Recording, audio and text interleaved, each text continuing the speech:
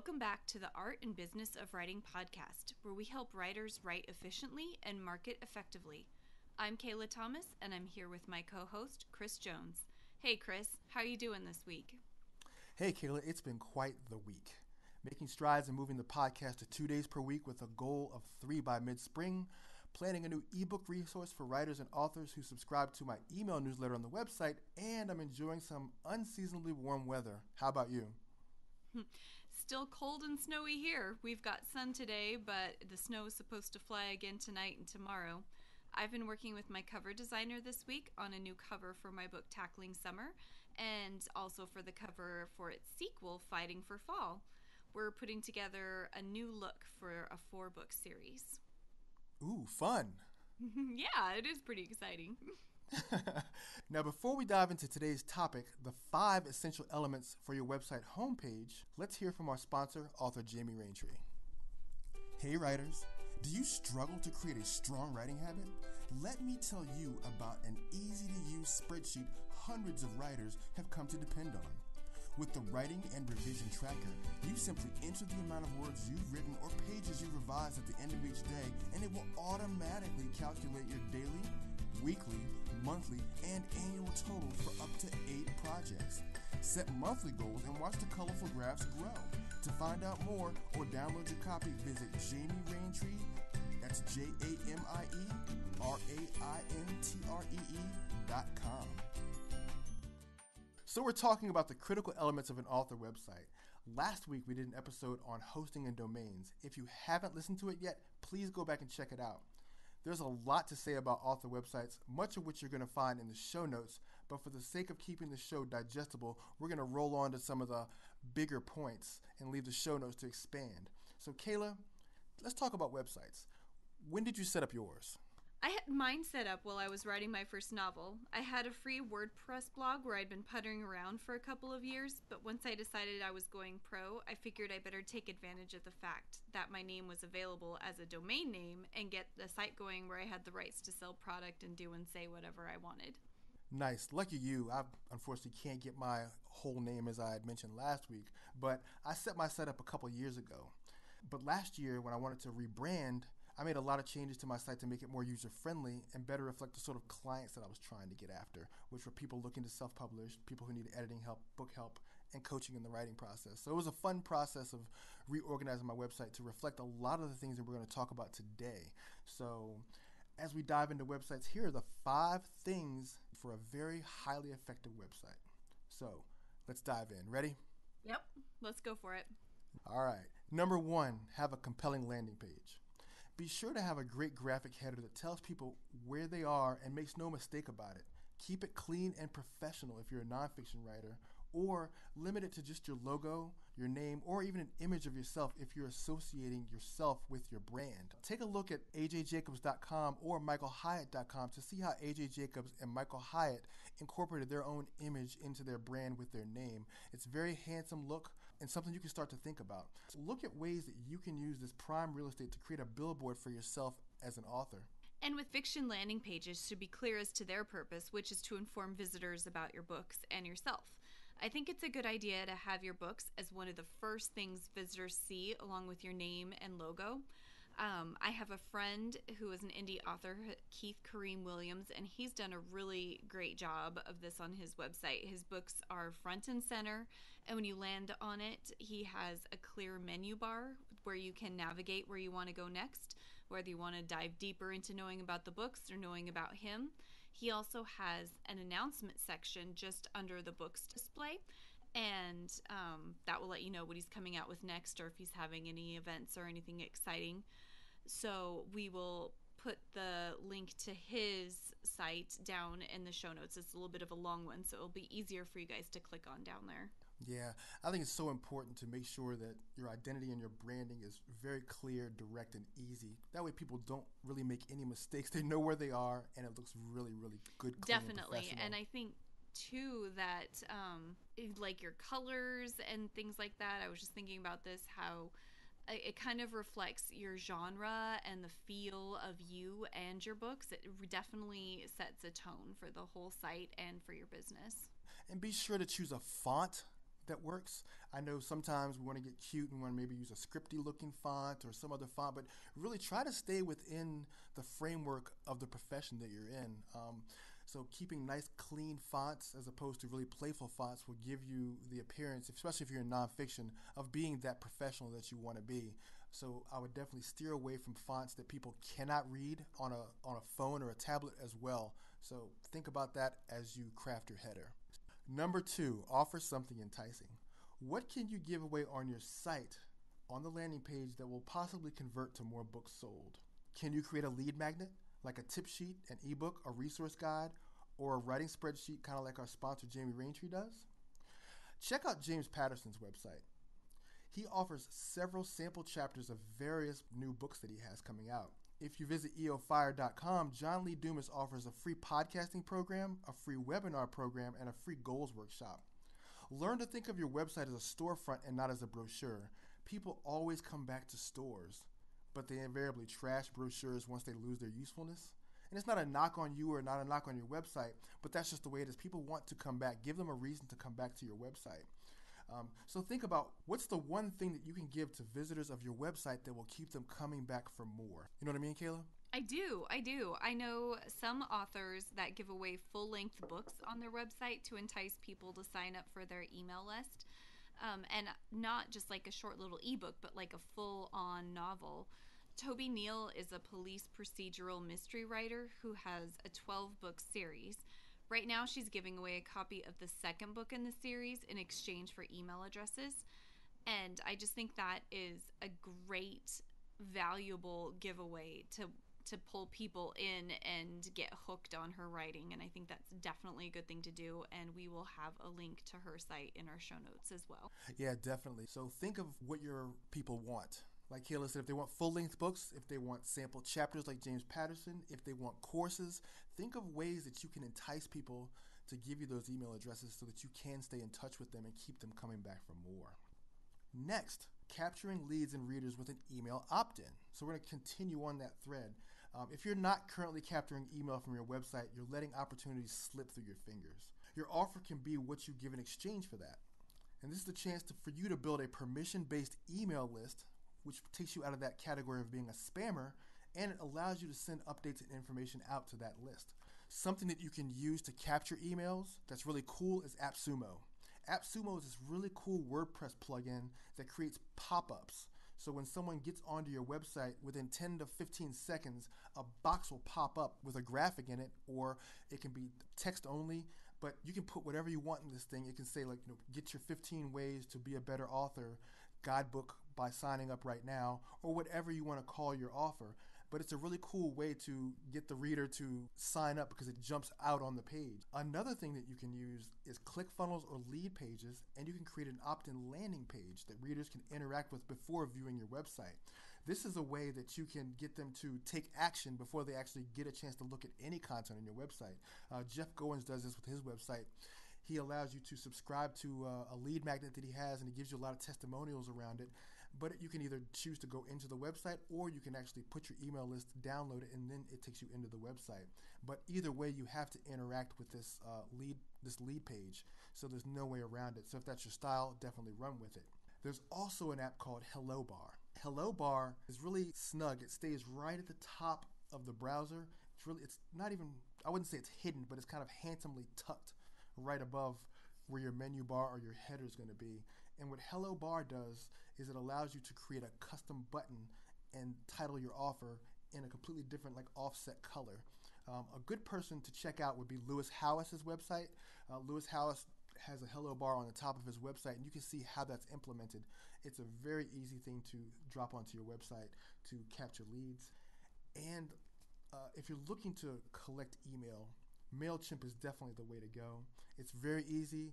You don't have to pay for it for the first 2,000 subscribers. It allows you to push email out as frequently as you want to, and it doesn't cost a lot. If you want to do something like an autoresponder where people email you and you send them something automatically, that's a $10 a month program. But MailChimp is free for the average user, and you can actually drop MailChimp right on your website into an email box or any of these 4 programs that we just discussed.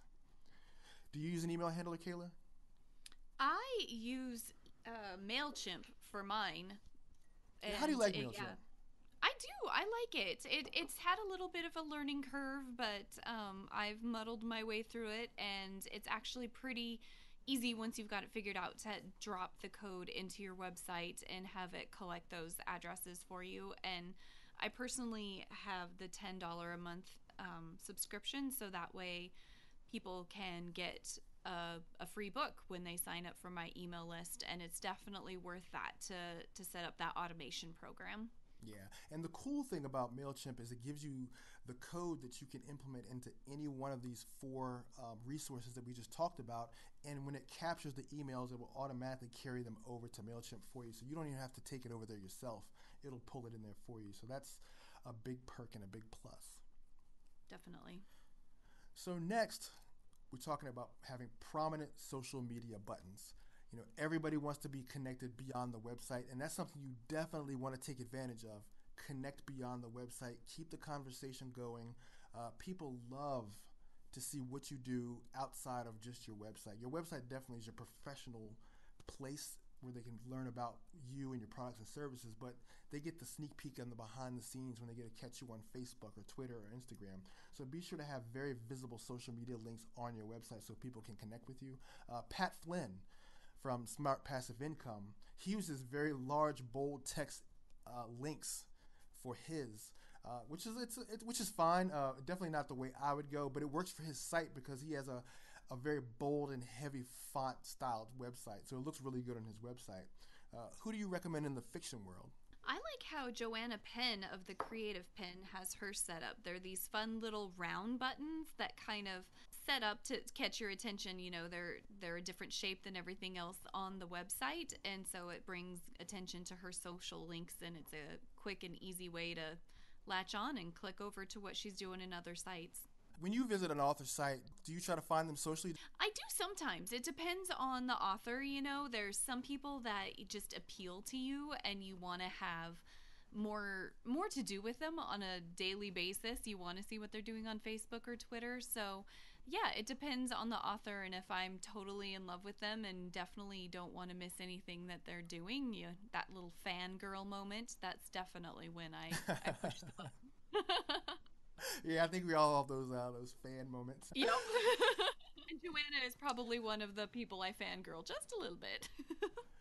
Yeah. And another cool way to do it, I've seen on some websites where some people have a plugin that actually shows the number of followers. So, you know, if you've amassed a lot of followers, which is awesome in the author world because it does give social proof, and when people think, wow, you're a big deal because you've got tens of thousands of followers, then use the plugins that allow you to show the number of followers. It's always a lot of fun when people can look on your site and see how many people follow you. Oh, wow. I'm definitely not that sophisticated. Yeah, well, I mean, you've got 10,000 followers on Instagram? Yeah, right. Aspiring. Yeah. Aspiring. Yeah, me neither. All right. So the next thing is having an engaging videos. An engaging video is a great way to link with your readers. YouTube is one of the largest search engines after Google. People consume hours a day of video, so why not use video to introduce yourself or your books or even programs that you have? People will click on videos really fast. They're easy on smartphones to render and watch. Elizabeth Gilbert, from Eat, Pray, Love, and she does this very well. She has this really fun 60-second video on her website that shows you how she created the cover for her New York Times best-selling book, Big Magic. You have to go watch it. It's going to be in the show notes, but it is so much fun. I wanted to be there. And so to me, that video is a big win because it made me really excited. I'm like, oh my gosh, that's how she did the cover? That looks like a lot of fun. Maybe I need to do a cover like that. So definitely go check out what she did with her Big Magic cover. Have you seen that, Kayla? I haven't. I'm going to have to go watch it because I am an Elizabeth Gilbert fan. You have to watch it because maybe, for your next book, you want to do something fun like that, like show yourself riding horses or something. Oh, dear, no pressure. Now, the other person who does a great job with video is Ty Lopez. Ty Lopez puts his top-ranked TEDx Talk video on his homepage. and it's his whole TEDx is really fun about how he reads a book a day. It's very engaging.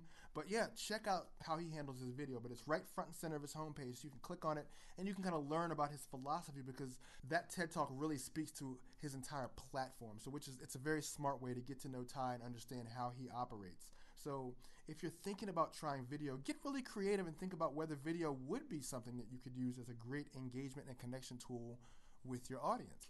This is the next one, the one that you don't want to forget, which is your books. Naturally, right? Of course, you want your Right. books to be front and center on your website. That's Because why after we're all, all you are an here. author. After all, you're an author. You want people to buy your books, so your books naturally have to show up on the front page. But there's a creative way to do that. We don't always have to do the run-of-the-mill, hey, let's show the front cover of the book. Why do it that way? Why be boring? That's my Trump voice for you. Oh crap, I'm boring. Be sure that your book is on your homepage. Even if it's an older book, just keep remarketing it. But here's the deal. Okay, there's this really cool service called mycovermaker.com, and you can create 3D book covers. You can create electronic coverings that looks like the book is on a Kindle or a tablet or a smartphone. This software whips out these covers and allows you to upload them onto your website. Easy breezy, and it's a lot of fun. So it makes you look like you're one of the big boys, one of the ones that come from the big publishing houses. So you definitely want to take advantage of this because you want your aesthetic to really stand out and compete. It doesn't matter if you're a brand new, fresh author. It doesn't matter if you're a seasoned author. You're always, always, always competing with the New York Times best-selling authors. Whether you like it or not, we all compete with them. So make sure that you can use every possible tool to make your book look as presentable as possible on your website. So My Cover Maker definitely is something that you'll want to try and be able to do that. Someone who uses 3D covers on his website very well is Simon Sinek.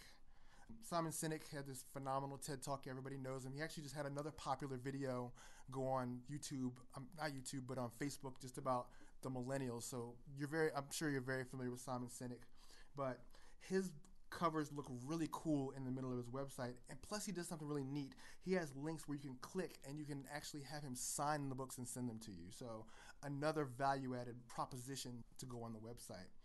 What are your thoughts, Kayla, on putting books on the homepage? I think definitely from the fiction standpoint, you'd want your books to be front and center when people land on your page. And I mentioned Toby Neal earlier, again, one of my fangirl moments, but she has a really beautiful, slick site. And she has a cool slider that scrolls through her books at the top of the page. And it's a nice touch for someone with a large catalog instead of being, hit in the face with, 12 or more books. It just slides through them at a nice pace and lets you look them up as they catch your attention. And she's done some of them as well to show that, in the shape of a paperback book or, as you mentioned earlier, on a tablet. So you get different views and know different formats in which you can get her work. So I think that's a nice touch if you have a large catalog. Yeah, no, definitely. With all the tools that you've got available to you, it's very, very possible to have a website that looks really good, very cool, and very competitive with some of the bigger published authors. So just recapping what we did today. So we talked about having a compelling landing page. You definitely want your big graphic to stand out on your page, to look good and look professional. You want to be able to offer something enticing, whether that's some sort of a lead magnet or book chapters or an entire book, but have something that entices people to come back to the website or to offer their email address for. 3, making sure that you have some sort of opt-in that people can opt in to give their email address in exchange for your offer or to get on your email list in general. Next, you want to make sure you have prominent social links so that people can follow you and stick around and get the behind the scenes with your writing process and whatever it is you may be doing that's really cool outside of the website. An engaging video is something you may want to try as well. Putting a video up very similar to Elizabeth Gilbert, but with how she created her cover. Think of some ways that you can use video to engage your reader. And then lastly, finding cool ways to present your book on the cover. It doesn't have to be just a straight shot JPEG of your book from the front in a flat format, but you've got these opportunities to create 3D and put them on tablets and smartphones for presentation. So think about using these ways to really spruce up the homepage of your website and really start to compete. People are very, very aesthetic. They love looking at things. People judge books by their covers. We say that. We've said it a few times, but people will judge you by your website. So make sure that your website looks fantastic. So Kayla, I know that, you always say I'm not the most technical savvy person. So what's an option for people who look at this and say, well, this is kind of overwhelming. What should I do if I can't do this? I definitely recommend hiring someone. I'm one of those people that says my time's better spent writing new books than futzing with my website. So I have a guy over at Good Start Blogs. His name is Robert, and I will supply a link to his website. He has started mine from the ground up, and it's nice to have someone who will build it for you, but then also set up systems with you. So if you write a new blog post or want to make little changes, you can do it on your own. Whenever I need an overhaul or a button or something made, I will have him do it, but he's also been teaching me along the way. So it's been nice to have someone walk alongside me and be a teammate for my website. So I highly recommend, even if it isn't Robert, but there are other places you can look and find someone to do freelance work for you with your website.